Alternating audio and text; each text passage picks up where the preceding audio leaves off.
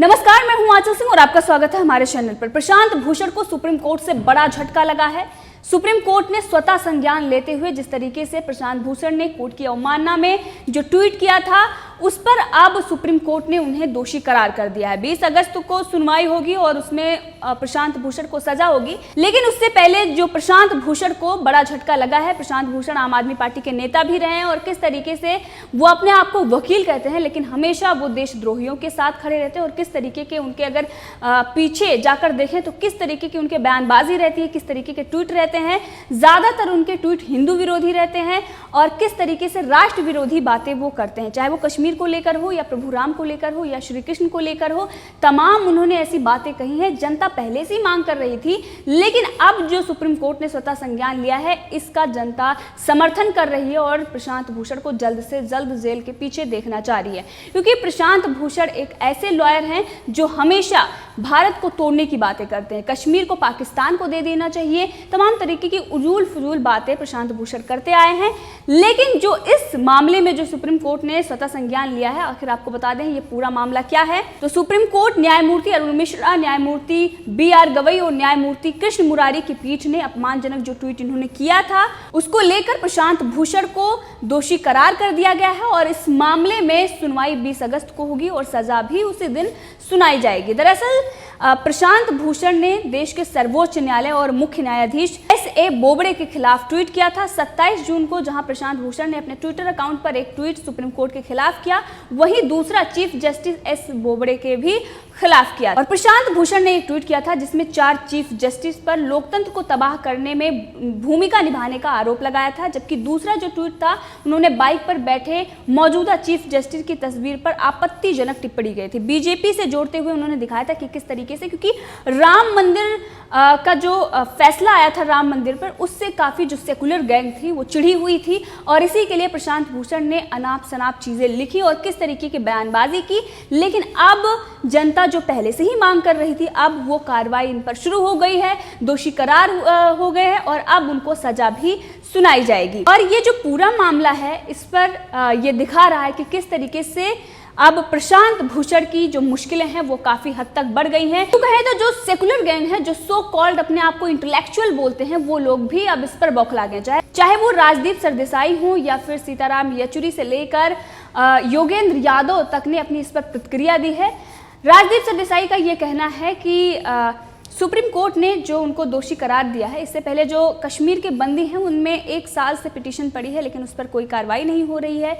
तमाम तरीके की चीज़ें राजदीप सरदेसाई कह रहे हैं इसमें और उनकी जो बौखलाहट है इससे ये साफ आ रही है, क्योंकि सेकुलर गैंग के राजदीप सरदेसाई भी हैं और किस तरीके से उन्होंने पीछे जो झूठी खबरें फैलाई थी उसके साथ अगर देखें तो ये वही लोग हैं जो एक प्रोपेगेंडे के तहत सेलेक्टिव पत्रकारिता करते हैं और कुछ ऐसे लॉयर भी हैं, पूरी लॉबी एक है और जिसमें इन लोगों का एक दूसरे को ये समर्थन करने चले आते हैं। इसीलिए राजदीप सरदेसाई को भी समर्थन करना जरूरी है, क्योंकि सबको पता है कि राजदीप सरदेसाई के तार कहाँ से और कैसे जुड़े हुए हैं, एक ही थाली के चट्टे बट्टे हैं और इसीलिए इस तरीके का समर्थन राजदीप सरदेसाई कर रहे हैं। उनका ये कहना है कि जो कश्मीर में हिरासत में जो लोग लिए गए थे उसकी जो याचिका है उसको 1 साल से अधिक हो गया, वो अभी लंबित है लेकिन इस पर सुनवाई नहीं हो रही है, बल्कि सुप्रीम कोर्ट की जो अवमानना है उसमें 20 अगस्त को सजा होगी प्रशांत भूषण को और उसमें दोषी भी करार कर दिया गया है। इसी के साथ आपको बताते हैं कि इस पर जो सुप्रीम कोर्ट ने संज्ञान लेते हुए जो दोषी करार दिया है योगेंद्र यादव, आप सबको पता होगा कि योगेंद्र यादव के साथ में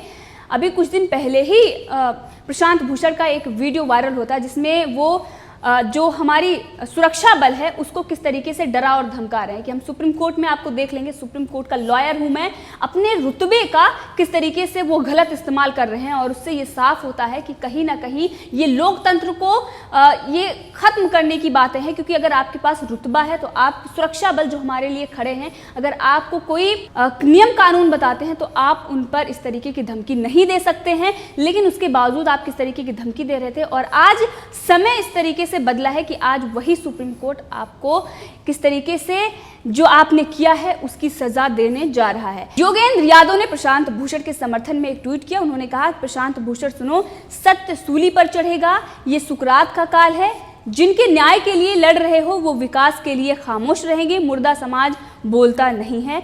मंजुल भारद्वाज का उन्होंने एक जो लाइनें हैं वो उन्होंने लिखी है और नीचे प्रशांत भूषण हैशटैग चलाया है। यानी कि अब पूरी जो एक मैंने आपको बताया ना कि पूरा गिरोह है और वो समर्थन में आ गया है। अब पूरे तरीके से इसके लिए मुहिम चलाई जाएगी। जैसे कि आपने देखा होगा कि उत्तर प्रदेश में कुछ ऐसे दोषी हैं जिन पर कार्रवाई होती है तो पूरी लॉबी आ जाती है और हैशटैग यूज़ करती है। लेकिन यही लोग हैं अभी कुछ दिन पहले ही किस तरीके से पालघर की घटना होती है उस पर मौन रहते हैं, उस पर कोई भी इनका ट्वीट नहीं आता। ना तो वहाँ इनका लोकतंत्र और संविधान खतरे में आता है, ना ही इनकी जो सहिष्णुता की ये बात करते हैं उस पर भी ये मौन रह जाते हैं।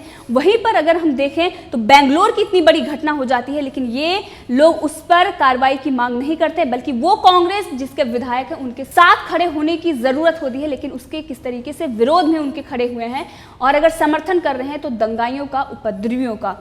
इसी के साथ रामचंद्र गुहा ने भी इस पर ट्वीट किया। उन्होंने कहा कि इस फैसले से सुप्रीम कोर्ट ने खुद को और लोकतंत्र को नीचा दिखाया है। ये भारतीय लोकतंत्र के लिए एक काला दिन है। इनकी हर बात पर काला दिन हो जाता है लेकिन बेंगलुरु में जो घटना हुई उसको ये काला दिवस नहीं बताएंगे। कश्मीर में जो कुछ भी हुआ, जो पंडितों के साथ हुआ, उस पर ये काला दिवस नहीं मनाते हैं। वो इनके लिए लोकतंत्र है, वो बहुत गोल्डन दिवस के रूप में ये मनाते हैं क्योंकि इनकी जो मानसिकता है वो कहीं ना कहीं उससे मैच करती है और इसीलिए उसको समर्थन करते हैं। इसी के साथ आपको बताएं तो सुप्रीम कोर्ट में कई सारे ऐसे लोग हैं जो इस पर अपनी बयानबाजी कर रहे हैं। एस इरफान हाबिब हैं, उन्होंने इस पर प्रतिक्रिया दिया और उन्होंने कहा ये अपने आप को इतिहासकार बताते हैं, बहुत जाने माने इतिहासकार कहे जाते हैं, लेकिन किस तरीके की इनकी मानसिकता है ये भी आप लोगों को पता है और किस तरीके से कौन कौन लोग हैं जो इनके समर्थन में खड़े हो जाते हैं। ये सारी चीज़ें यहाँ पर दिखाई देती है क्योंकि ऐसा ही समय होता है जब लोग खुलकर आते हैं और अपनी जो उनकी मानसिकता है उसका प्रदर्शन करते हैं। एस इरफान साहिब का कहना है कि सुप्रीम कोर्ट ने स्वतंत्रता दिवस की शाम को प्रशांत भूषण को दोषी करार दिया है। मुझे नहीं लगता कि ब्रिटिश काल में भी किसी विरोध या आलोचना करने वाले वकीलों, कवियों, लेखकों और बुद्धिजीवियों को इस तरह की सजा दी गई है। सीताराम येचुरी, आप सबको पता है कि किस तरीके की जो उनकी विचारधारा है वो क्या है। सीताराम येचुरी जो कम्युनिस्टों के बड़े नेता हैं, उन्होंने कहा है कि प्रशांत भूषण के ट्वीट को पूरी रूपरेखा से अलग कोई सहमत है या नहीं है, लेकिन सुप्रीम कोर्ट का इसके लिए उन्हें दोषी ठहराना जाना काफ़ी चिंताजनक है। ये सुप्रीम कोर्ट को जो कि एक संवैधानिक अथॉरिटी है और उसके काम को लेकर की गई आलोचना के संवैधानिक अधिकार को भी अवमानना की सीमा में लाता है। उन्होंने ये भी कहा कि ऐसे फैसलों से भारत का लोकतंत्र कमजोर होता है। लेकिन सीताराम येचुरी को ये समझना चाहिए कि लोकतंत्र को बढ़ाने के लिए किस तरीके के जो कम्युनिस्ट लोग हैं वो किस तरीके से भारतीय संस्कृति और लोकतंत्र को तबाह कर रहे हैं। एक तरफ ये लोकतंत्र की बात करते हैं लेकिन आप सबको पता है कि जहां कम्युनिस्टों की सरकार है वहां लोकतंत्र बचा है या नहीं। इसी से अंदाजा लगाया जा सकता है कि ये लोकतंत्र के कितने बड़े समर्थक हैं। साफ नजर आ रहा है कि जहां पर लोकतंत्र होता है वहां पर ये इस तरीके की बातें करते हैं और जहां पर इनकी सरकारें आ जाती हैं, जहां पर ये सत्ता में आ जाते हैं, सबसे पहले अगर ये किसी का हनन करते हैं वो लोकतंत्र का ही करते हैं।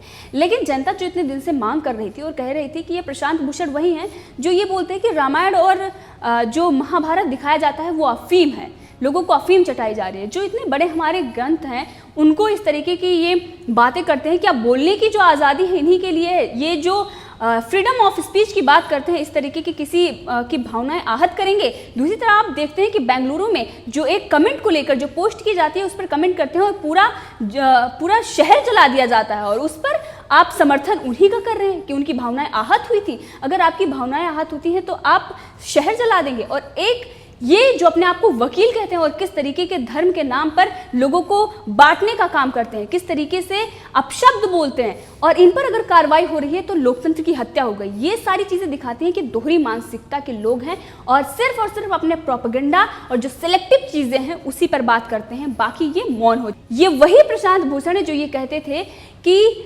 कश्मीर को पाकिस्तान को दे देना चाहिए। आखिर क्यों? कश्मीर हमारा है और हमारा ही रहेगा, पाकिस्तान को हम क्यों दें? लेकिन ये देश विरोधियों का समर्थन करते हैं, आतंकियों का समर्थन करते हैं। किस तरीके से जो देश के गद्दार हैं आज इनके समर्थन में खड़े हैं क्योंकि ये उनको समर्थन करते थे और देश में अगर कोई अपना काम कर रहा है तो किस तरीके से ये उसको धमकी देते थे। सोशल मीडिया पर हो या फिर ये सड़कों पर उतरकर किस तरीके से एक मोमबत्ती गैंग इनकी है जो लेकर उतर जाते हैं और संविधान बचाने की बात करते हैं, लेकिन संविधान को किस तरीके से ये तोड़ते हैं, लोकतंत्र को ये कमजोर करते हैं और दूसरी तरफ यही लोकतंत्र बचाने की बात करते हैं। तो ये अजीब है कि किस तरीके से वकील अपने आप को कहते हैं, आम आदमी पार्टी के नेता हैं ये, और योगेंद्र यादव जो आज इनके समर्थन में आ रहे हैं, किस तरीके की बयानबाजी इन्होंने अगर पीछे जाकर देखें तो की हुई है। इनके सारे कारनामे आज जनता याद कर रही है और ये कह रही है कि इनको जल्द से जल्द सजा मिलनी चाहिए, क्योंकि महाभारत हो, रामायण हो, श्री कृष्ण हो, क्योंकि श्री कृष्ण को लेकर जो इन्होंने बयान दिया था कि योगी आदित्यनाथ ने रोमियो स्क्वाड तैयार किया है, क्या वो कृष्ण स्क्वाड तैयार करेंगे, किस तरीके से इन्होंने उस पर आपत्तिजनक जो ट्वीट किया था उसको लेकर, ये सारी चीजें दिखाती हैं कि इनको जो भारतीय संस्कृति है उससे कोई मतलब नहीं है। जो ये कम्युनिस्ट विचारधारा है इनकी, इसीलिए सीताराम येचुरी इनके समर्थन में उतरे हैं। इनकी जो मकसद इनका है मेन, वो यही है कि हमारी संस्कृति को किसी तरह से मिटाया जाए और अपनी जो इनकी मानसिकता है उसको जबरदस्ती थोपा जाए। लेकिन आज की जो सरकार है और जिस तरीके से सुप्रीम कोर्ट इस पर उसने स्वतः संज्ञान लेते हुए दोषी करार दिया है और इनको तमाम वो जो इनके गुनाह हैं उसमें सजा मिलनी चाहिए, चाहे वो कश्मीर की बात जो इन्होंने की थी, चाहे वो महाभारत रामायण को लेकर हो या श्री कृष्ण को लेकर हो, हर गुनाह में इनको सजा मिलनी चाहिए। जनता की भी यही मांग है। तो प्रशांत भूषण जो ये कहते थे कि आतंकियों का कोई दोष नहीं है, यानी कि वो आतंकवाद जो लोकतंत्र को मिटाता है, जो लोगों की हत्या करता है, उनका समर्थन करने वाले अब ये जल्द ही जेल के पीछे होंगे और तमाम वो जो लिबरल गैंग है जो इनको बचाने की कोशिश कर रहे हैं वो इनको नहीं बचा पाएंगे। सिर्फ और सिर्फ उनकी बौखलाहट जो सामने आई है वही बौखलाहट सामने आ जाएगी। जिस तरीके से बड़े बड़े फैसले लिए गए हैं और जिस तरीके से इन्होंने सुप्रीम कोर्ट की अवमानना की है, अब प्रशांत भूषण नहीं बच सकते हैं। 20 अगस्त को सुनवाई होगी और इनको सजा होगी। इस मुद्दे पर आप भी अपनी राय रख सकते हैं, कमेंट करके जरूर बताएं। अगर आपने अभी तक चैनल को सब्सक्राइब नहीं किया है तो कर लें ताकि हर अपडेट आप तक पहुंचती रहे। धन्यवाद।